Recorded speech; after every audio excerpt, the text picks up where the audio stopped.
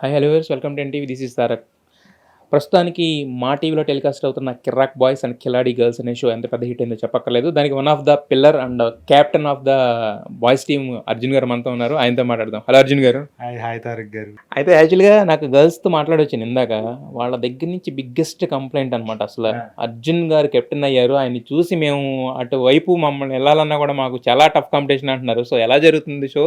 మేము భయపెట్టేస్తున్నారంట వాళ్ళందరిని మీరు. ఏం లేదు.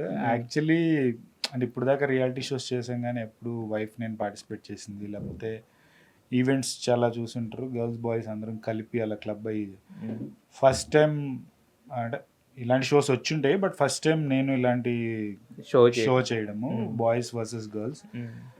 భయం అని ఏం లేదు, వాళ్ళు ఏదో ఊరికే అంటారు కానీ అంటే ఓన్లీ స్ట్రెంగ్త్ మీద డిపెండ్ అయ్యి గేమ్స్ ఉంటే వాళ్ళు అలా అనటం తప్పు లేదు. కానీ స్ట్రెంగ్త్ కాదు, ఈ ఎలా డిజైన్ చేశారంటే గర్ల్స్ బాయ్స్ ఇద్దరు సరిసమానంగా ఆడాలని చెప్పి స్ట్రెంగ్త్ మీద, ఇంటెలిజెన్స్ మీద, ప్లస్ పేషెన్స్, ప్లస్ ఇట్లా అన్ని ఆస్పెక్ట్స్లో కలిపి గేమ్స్ డిజైన్ చేశారు. It was actually fun. వాళ్ళు కూడా మంచి టఫ్ కాంపిటీషన్ ఇస్తున్నారు. ఇంతకుముందు మాకు తెలిసింది ఏంటంటే అమర్దీప్ మీరు మంచి బడ్డీస్ ఇలా ఉండేది. బట్ ఇప్పుడు చూస్తే ఈ షో చూస్తుంటే నిఖిల్ మీరు మంచి బడ్డీస్ అయిపోయినట్టున్నారు. ఎలా కనెక్షన్? లేదు, నిఖిల్ నేను యాక్చువల్లీ వాడు ఫస్ట్ ప్రాజెక్ట్ నుంచి నాకు బాగా క్లోజు. ఎక్కువ బయట ఇంటికి రావడం కూడా యాక్చువల్లీ నాకు ఫ్రెండ్ సర్కిల్ తక్కువ అనమాట. Very few friends. ఏ టైంలో ఎప్పుడు కాల్ చేసినా వచ్చి నిలబడే వాళ్ళతో కొంచెం ఎక్కువ ఉంటాను అనమాట. సో అట్లాంటి వాళ్ళలో Nikhil is one of them. So వాడు ఇంట్లో కూడా నాకు కొంచెం అందరికి కనెక్షన్ ఎక్కువ. అంటే ఫ్యామిలీ ఫ్రెండ్ టైప్ అనుకోవచ్చు. ఓకే, మరి మీ తమ్ముడు పాపం అమాయకుని చేసి ఆడుకున్నారు. ఇక్కడ ఎలా ఉంది మీ తమ్ముడు? మీరు ఇప్పుడైతే ఒకే టీం కదా, ఇక్కడ మీరందరూ కలిసి పోరాడాలి కాబట్టి ఎలా ఆడుతున్నారు, ఎలా ఉన్నారు? యాజ్ ఏ కెప్టెన్గా ఎప్పుడు ఒకడి మీదే డిపెండ్ అయ్యి ఒకడే ఆడాలి, లేకపోతే ఒకడనే చూపించుకోవాలని అసలు అది ఎప్పుడు ఉండదు నాకు. సో యాజ్ ఎ టీమ్ కెప్టెన్గా కాకపోయినా యాజ్ ఎ బాయ్స్ టీమ్ మెంబర్గా ప్రతి ఒక్కళ్ళు ఆడాలనేది, అందరినీ సరిసమానంగా అంటే ఒకటే గేమ్ కాకుండా ఆ గేమ్ వచ్చిన దాన్ని బట్టి ఎవడు ముందు వెళ్ళాలి, ఎవడు వెనక వెళ్ళాలి, ఆ స్ట్రాటజీని బట్టి అట్లాగా ఆడడం అయితే అందరిని ఆడిస్తాం అనమాట. అదే అంటే అప్పుడు చిన్న డిస్టర్బెన్స్ వచ్చినట్టు మాకు అనిపించింది. లోపల ఉన్న సిచ్యువేషన్స్ మాకు తెలియదు కాబట్టి బిగ్ బాస్లోకి వెళ్ళినప్పుడు అమర్కే మీకు. మరి ఇప్పుడు అంతా ఆల్ ఈజ్ వెళ్ళా లేకపోతే ఎలా ఉంది? అమర్కే నాకు ఏమి డిస్టర్బెన్స్ అంటే మాకు అంటే కనిపించింది బయట నుంచి. లేదా డిస్టర్బెన్స్ వాడికి అంటే అందరూ ఎక్స్పెక్ట్ చేసినట్టు వాడైతే బాగా ఆడతాడని అనుకున్నారు. బట్ వాడు లోపలికి వెళ్ళాక పాపం అంటే మేబీ వాడు ఫస్ట్ ఆడిన ఒకదాని మీద ఒకటి డిసప్పాయింట్ అయ్యి కంటిన్యూస్గా ఎవరికైనా దెబ్బలు తగిలితే, నాకైనా ఎంత స్ట్రాంగ్ అయినా కంటిన్యూస్గా దెబ్బలు తగిలితే నేను కూడా వీక్ అవుతాను. మేబీ ఆ ఆస్పెక్ట్ అయి ఉండొచ్చు వాడు పాపం మాట్లాడడానికి. ఇప్పుడు మరి ఎలా ఉంది మీ ర్యాపో? ఎలా ఉంది? మొత్తం శ్రీముఖి ఉంటే మొత్తం గలగలా అంటూ ఉంటుంది కదా సెట్ అంతా కూడా. సో ఆవిడ వేసే పంచులు కూడా మామూలుగా లేవు. అందులో మిమ్మల్ని టార్గెట్ చేస్తున్నారు ఆవిడ. సో ఎలా ఉంటుంది అలా? అంటే శ్రీముఖి అంటే ఎనర్జెటిక్, అందరి మీద పంచులేస్తుంది, అందరితో సరదాగా ఉంటుంది అని అదొకటి తెలుసు. ఇంకొకటి అంటే ఇది ఆన్ ది కెమెరా రాదు కాబట్టి ఆఫ్ ది రికార్డ్ తను ఏంటంటే ప్రతి ఒక్క పార్టిసిపెంట్కి ఎవడైనా ఎక్కడైనా స్ట్రక్ అయినా, అరే నువ్వు ఇలా చెప్పు అని తను హెల్ప్ చేస్తుంది. ఎలా తను ఎట్లాగైతే ఎంత ఎనర్జెటిక్ ఉంటుందో కో పార్టిసిపెంట్స్ కూడా అలాగా హెల్ప్ చేసి అలాగ ఇంకా మనకి ప్రోత్సహిస్తే మనం కూడా ఇంకా ఎనర్జెటిక్ పనిచేస్తాం. సో అదొక బెస్ట్ క్వాలిటీ శ్రీముఖి. ఎస్. అయితే మీ శేఖర్ మాస్టర్ చూస్తుంటే అటు పక్కన బెండ్ అయిపోతున్నట్టు కనిపిస్తుంది మాకైతే. ఎవరో అందరూ కూడా మాస్టర్ అని పిలుస్తుంటే ఈయనేమో కొంచెం అటు వైపు తిరుగుతున్నట్టు కనిపిస్తుంది, హెడ్ టర్న్ అవుతున్నట్టు. లేదు అలా ఉంటారు కానీ సపోర్ట్ చేస్తారు. ఇద్దరు మాస్టర్ అండ్ అనసూయ కూడా యాక్చువల్లీ మామూలుగా జడ్జెస్ అంటే ఏమనుకుంటారంటే వచ్చామా, జడ్జిమెంట్ ఇచ్చామా, వెళ్ళిపోయామా అట్లా కాకుండా అనసూయ గారు వాళ్ళ టీంని, శేఖర్ మాస్టర్ మా టీంని మీరు ఆడగలరు చెప్తారు. అంటే ప్రతిసారి ఇప్పుడు నేనేసినా అది వర్కౌట్ అవుతుందని ఇదే ఉండదు. సో కొన్ని ఆయన కూడా ఇంకా ఇన్ఫ్యాక్ట్ ఆయన చెప్తారు, ఎందుకంటే ఆయన చాలా రియాలిటీ షోస్ జడ్జిగా చేశారు. చూసిన అనుభవం ఉంటుంది కాబట్టి అక్కడ ఎవరైనా అప్లై చేసినవి ఉన్నా కూడా అలాగ ఐడియాలు ఇస్తుంటారు అనమాట. సో అయితే ఇప్పుడు ఈ వీళ్ళల్లో ఉన్న అమ్మాయిల్లో కూడా చాలామంది మీకు తెలుసు ఆర్టిస్టుల కింద, కో ఆర్టిస్టుల కింద చేశారు. ఇప్పుడు మరి వాళ్ళు మీ ఆపోజిట్ టీంలో ఉండి వాళ్ళతో పోటీ అంటే ఇది ఈ ఎక్స్పీరియన్స్ ఎలా ఉంది ఓవరాల్గా? పోటీ అంటే యాక్చువల్లీ 1-on-1 అయ్యి ఉంటే మనకు ఆ తేడా కనపడేది. అంటే గ్రూప్ కొంచెం తొక్కేయడం. గ్రూప్లో ఏమైందంటే అందరూ బాగా ఆడతారు ఉండదు. ఇప్పుడు గ్రూప్లో నేను ఒక దాంట్లో స్ట్రాంగ్ కావచ్చు, అమ్మాయిలు ఇంకో దాంట్లో స్ట్రాంగ్ కావచ్చు. అట్లా వచ్చినప్పుడు ఏమైందంటే మా దాంట్లో కొంచెం ఆ పర్టికులర్ గేమ్కి ఆ దగ్గర కాకపోయినా కొంచెం వాళ్ళ కాంపిటేటర్ ఎవరు ఇవ్వగలరు అనేది చూసుకొని ఎత్తుక్కోవడం. Actually it is fun. దీని గురించి ఏంటంటే గ్రూప్లో ఒక్కడే హైలైట్ అవ్వకుండా అందరినీ కలుపుకొని అందరూ సరిసమానంగా ఉంటే మనం ముందుకెళ్ళగలం అనేది ఒకటి నిజంగా నేర్చుకోవచ్చు చాలా మంది చూసి. అంటే ఇవన్నీ ఆన్ ద రికార్డ్ రాదు, చూసే వాళ్ళకి అదే జస్ట్ షోలే ఉంటాయి కానీ బట్ షో ఆ ఫన్ ఆ గేమ్స్ ఆస్పెక్ట్ కనపడుతుంది కానీ బట్ జీవితంలో అవి నేర్చుకోవచ్చు. అదొకటి ప్లస్ సింక్ అయితే అందరూ ఆ ఫ్రెండ్షిప్ బాండింగ్ కూడా బాగుంటుంది. అయితే ఇంతకుముందు మీకు నేను ముందు చెప్పినట్టు అమర్ కానీ తేజే కానీ తర్వాత మన ప్రియాంక వీళ్ళందరూ మీకు బిగ్ బాస్ హౌస్లో కూడా తెలుసు కదా. సో మరి ఇక్కడికి వచ్చిన తర్వాత ఇంకా బాండింగ్ అంటే అప్పుడు అంటే వేరు 1-on-1 అంటే ఎవరు గెలుస్తారు అనేది.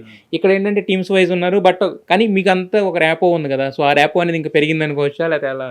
ఇంతకుముందు ఏంటంటే ఈవెంట్స్ వచ్చినప్పుడు కలుసుకోవడము, లేకపోతే ఎప్పుడైనా సెట్స్లో పక్కన ఉన్నప్పుడు అట్లా కలుసుకోవడం ఉండేది. ఇప్పుడు ఇంకా బిగ్ బాస్ వాళ్ళు ఎవరేంటి అని తెలుసు కాబట్టి కొంచెం బిజీ ఉన్నా సరే ఎప్పుడైనా ఇలా ఉన్నప్పుడు కలవడానికి ట్రై చేసినప్పుడు ఇంకొంచెం ఎక్కువ తెలిసిందనమాట ఒకరి గురించి ఒకరికి. మీ తమ్ముడిని అడిగాను యాక్చువల్గా మీ అన్నయ్య బ్లాక్మెయిల్ చేస్తున్నారు కదా మిమ్మల్ని అంటే, నేను ఏదో ఒక బలహీన క్షణంలో ఏదో వేసేసి ఆయనకి ఫోన్ చేసి లీకులు చేసుకున్నాను అని చెప్తున్నారు. సో ఇంకా మీ తమ్ముడిని ఆట పట్టిస్తా ఉన్నారు అమ్మర్నే, లేదంటే కనుక బాండింగ్ అనేది నెక్స్ట్ ఇంతకు ముందు ఎలా ఉండేదో దానికి అలాగే ఉందా పెరిగిందా ఇంకా ఎలా? పెరిగింది. యాక్చువల్లీ వాడు ఏంటంటే కొంచెం చిన్నపిల్లడు టైప్ అనమాట. కొంతమంది బయటికి చూపించరు, వీడు ఏమున్నా ఎమోషన్ బయటికి పడిపోయి ఉంటాడు. సో అదొక్కటి వాళ్ళు ఉన్న బ్యాడ్ క్వాలిటీ అని చెప్పొచ్చు, గుడ్ క్వాలిటీ అని చెప్పొచ్చు. అది తప్పితే ఇంక వాడు దాంట్లో మైనస్లు ఏముండవు. Is like cool going. అయితే గర్ల్స్ టీమ్ మొత్తం చూసుకుంటే కనుక వాళ్ళు కూడా మీకు టఫ్ కాంపిటీషన్ ఇస్తున్నారు కదా. సో వాళ్ళల్లో మీకు అంటే వీళ్ళు మెయిన్ పిల్లర్స్ అని పిక్ చేయాలంటే వాళ్ళు ఎవరు అనిపిస్తున్నారు, ఎవరెవరు బాగా టఫ్ కాంపిటీషన్ ఇస్తున్నారు అనిపిస్తుంది మీకు? అట్లా మెయిన్ అని ఏం చెప్పలేము. ఇందాక చెప్పినట్టు మాట్లాడుతూ ఉంటారు కదా బాగా ఎక్కువగా. ఒకళ్ళు ఒక ఆస్పెక్ట్ లో స్ట్రాంగ్ అయితే, ఇప్పుడు ఒకళ్ళు మాట్లాడడంలో స్ట్రాంగ్, ఒకళ్ళు ఆడటంలో స్ట్రాంగ్, ఇంకొకళ్ళు సమయాన్ని బట్టి వాళ్ళకి ఒక ఆపర్చునిటీ కోసం వెయిట్ చేస్తుంటారు కదా. వాళ్ళ స్పెషలైజేషన్ ఏముంటుందో వాళ్ళు ఎందులో స్ట్రాంగ్ దానికోసం వెయిట్ చేసి అలా సడన్గా అప్పుడప్పుడు ఒకళ్ళు ఇద్దరు బయటపడుతుంటారు. సో అలా చూసినప్పుడు భయం వేస్తుంది అన్నాడు, ఓహో ఎంత టాలెంట్ ఉందా సైలెంట్ కూర్చుని. సో అట్లా ప్రతి ఒక్కళ్ళు అందరూ టఫ్ కాంపిటీషన్. మరి మీ దాంట్లో కూడా ఒకళ్ళిద్దరు ఇంకా చంటి పాపాయలు లేక బుజ్జి పాపాయలు వెనకాల కూర్చొని అవుతున్నారు కానీ మాట్లాడలేదు కదా. సో అంటే వాళ్ళకి అవకాశం రావట్లేదా, లేదంటే వాళ్ళని స్ట్రాటజీ ప్రకారం ఆపిపెట్టారా? అట్లా ఏం లేదు. కొంతమంది అంటే బేసిక్గా మా దాంట్లో మాట్లాడే వాళ్ళు ఏంటంటే ఈవెంట్స్ సోషల్ అలవాటు అయిపోయి ఉండి ఆ ఫ్లెక్సిబిలిటీ ఉంటుంది, ఏది ఎక్కడ బిహేవ్ చేయాలి ఎట్లా మాట్లాడాలి తెలుసు.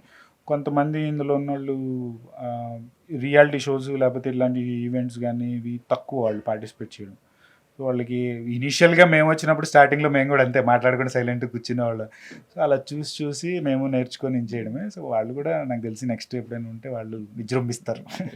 అయితే జనరల్గా బిగ్ బాస్ షో వచ్చిన తర్వాత ఏంటంటే వాళ్ళకున్న అంటే మీకు అంతకుముందే చాలా పెద్ద పాపులారిటీ ఉంది, దాన్ని ఎన్హాన్స్ అయిన తర్వాత ఏంటంటే ఇమీడియట్గా కొన్ని వేరే ప్రాజెక్ట్స్ అని కానీ అవి కానీ వస్తారు. బట్ మీరు నాకెందుకు కొంచెం గ్యాప్ తీసుకున్నారు అనిపించింది. అంటే దేనివల్ల అది ఏ ప్రాజెక్ట్ అన్నా తగలకపోద్దా అనేది చేసుకునేవాడు. ప్రతి ప్రాజెక్ట్ ఏ ప్రాజెక్ట్ ఎప్పుడు హిట్ అయిద్దో తెలియదు కాబట్టి ఏదొచ్చినా కొంచెం బాగుంది అనిపించినా ఇది వర్కౌట్ అయిద్దని చెప్పి అలా చేసుకుంటూ వెళ్ళేవాడిని. ఇప్పుడు ఏంటంటే అంటే అవి చేస్తూ ఉండడం వల్ల నాకు తెలిసింది ఏంటంటే మనీ రొటేషన్ అయితే అవుతుంది కానీ పెద్దగా పేరు తెచ్చుకోలేకపోతున్నాను. అవి maybe because of production difficulties or something పెద్దగా రిలీజ్ అవ్వకపోవడము చాలా ప్రాబ్లమ్స్ ఉంటాయి. సో అందుకని నేను ఒక 2 years టైం తీసుకొని కొంచెం సెటిల్డ్గా మంచి ప్రాజెక్ట్స్ ఉంటే చేద్దాం అన్న దాంట్లోనే ఆగి చూస్తున్నాను. ఆల్రెడీ ఇంతకుముందే ఒక తెప్ప సముద్రం అనే సినిమాతో వచ్చారు. సినిమా ఎలా ఉందనేది పక్కన పెడితే మీ పర్ఫార్మెన్స్కి అయితే మంచి అప్లాజ్ వచ్చింది. సో ఇంకా నెక్స్ట్ మీరు చెప్పినట్టుగానే పెద్ద సినిమా వెయిట్ చేస్తున్నాం మేము కూడా, RC16 అనే సినిమాల గురించి. సో అయితే అవి కాకుండా ఇంకా మీరు నెక్స్ట్ ఎలాంటి సినిమాలతో రాబోతున్నారు, ఇంకా నెక్స్ట్ ఎలా ఉంది మీ ఫ్యూచర్ ప్రాజెక్ట్స్ ఎలా ప్లాన్ చేసుకున్నారు? ఈ 2 years గ్యాప్ తీసుకున్నాను దాంట్లో ప్లాన్ చేసుకోవడం అంటే ఏదన్నా కొంచెం హ్యూజ్గా ఉండే ప్రాజెక్ట్ ఏదైనా ఎవరైనా నా మీద నమ్మకంతో అంటే నా మీద అంటే మార్కెట్ ఎలా ఉంది హీరోకి అనేది పక్కన పెట్టి వాళ్ళ కథ మీద నమ్మకం ఉండి ఒక పర్ఫామ్ చేసే యాక్టర్ కోసం ఎదురు చూసి చేస్తే కనుక I Yes. Definitely do it, yes yes ఎవరైనా నమ్మకం వండి పెడితే కనుక. యా అలా కాదు ఇంకా నా సొంతగా నేను ఇది ప్లాన్ చేసుకోవాలి అంటే ఫస్ట్ అయితే ఇనీషియల్గా నేను ఇప్పుడు పెద్ద ప్రొడక్షన్ హౌస్లో క్యారెక్టర్ చేద్దామని డిసైడ్ అయ్యాను. ఓకే అలా చేస్తూ చేస్తూ ఎవరైనా పెద్ద ప్రొడక్షన్ హౌస్లోనే అప్పుడప్పుడు చిన్న కథలు వస్తుంటాయి, ఎస్ ఎస్ అలాగే ఏదన్నా తగలకపోద్దా అనేది అనుకుంటున్నాను. ఖచ్చితంగా హార్డ్ వర్క్ అనేది ఏంటంటే కన్సిస్టెంట్గా ఉన్నంతకాలం మనకి ఆ బ్రేక్ రావడం కోసం వెయిట్ చేయలే కానీ వర్క్ చేసుకుంటూ బట్ ఆ బ్రేక్ అనేది అయితే కంపల్సరీగా వస్తుంది. సో మీ హానెస్టీకి మీకున్న దీనికి అంటే మేము మీ పర్సనాలిటీ మాకు అంటే అర్జున రాంబోటి అంటే అంతకుముందు మేము స్క్రీన్ మీద తెలుసు, మీరు మీ బిగ్ బాస్లోకి వెళ్ళిన తర్వాత మీకు జరిగిన ప్లస్ పాయింట్ ఏంటంటే హానెస్టీ అనేది మాకు బాగా పోర్ట్రే అయింది అనమాట. బయటకి చాలామందికి నెగిటివిటీ వస్తుంది బట్ మీకు హానెస్టీ అనేది బాగా పోర్ట్రే అయింది. సో ఫైనల్గా మరి ఈ షో ఇంత హిట్ అయింది కదా, ఫస్ట్ షో మీరు చేస్తున్న ఫస్ట్ షో కూడా వచ్చిన తర్వాత ఫస్ట్ షో. సో ఎలా అనిపిస్తుంది? సో మీ ప్రేక్షకులకి అంటే బిగ్ బాస్లో ఓట్లేస్తే గెలిపించిన ప్రేక్షకులకి ఇప్పుడు ఆదరిస్తున్న ప్రేక్షకులకి ఏం చెప్పాలనుకుంటున్నారు? నా ఫ్యాన్స్ కానీ లేదా కొంతమంది వేరే ఆర్టిస్ట్ ఫ్యాన్స్ కూడా సపోర్ట్ చేస్తుంటారు. నిజంగా వాళ్ళందరికీ బిగ్ బాస్లో సపోర్ట్ చేసి నాకు ఓటింగ్ చేసి అందరం తీసుకెళ్ళినందుకు థ్యాంక్ యూ సో మచ్. వ్యూవర్స్కి కానీ లేకపోతే ఫ్యాన్స్కి ఎప్పుడు రుణపడే ఉంటారు ఎవరైనా. వాళ్ళు లేకపోతే మేము లేము యాక్చువల్లీ. సో వాళ్ళకి ఎన్నిసార్లు థ్యాంక్స్ చెప్పినా ఏం చెప్పినా తక్కువే. సరే అర్జున్ గారు, అయితే మీ జర్నీ అనేది ఇంతకుముందు ఒకటి అలా ఉంటే ఇప్పుడు కొత్త టర్న్ తీసుకుంది. మీరు అనుకున్న 2 years ఆఫ్ గ్యాప్ అనేది మీకు ఇప్పుడు అది సక్సెస్ఫుల్గా కలిసి రావాలని మనస్ఫూర్తిగా కోరుకుంటున్నాను. Wish you all the best for your future Arjun గారు. థ్యాంక్ యూ అండి.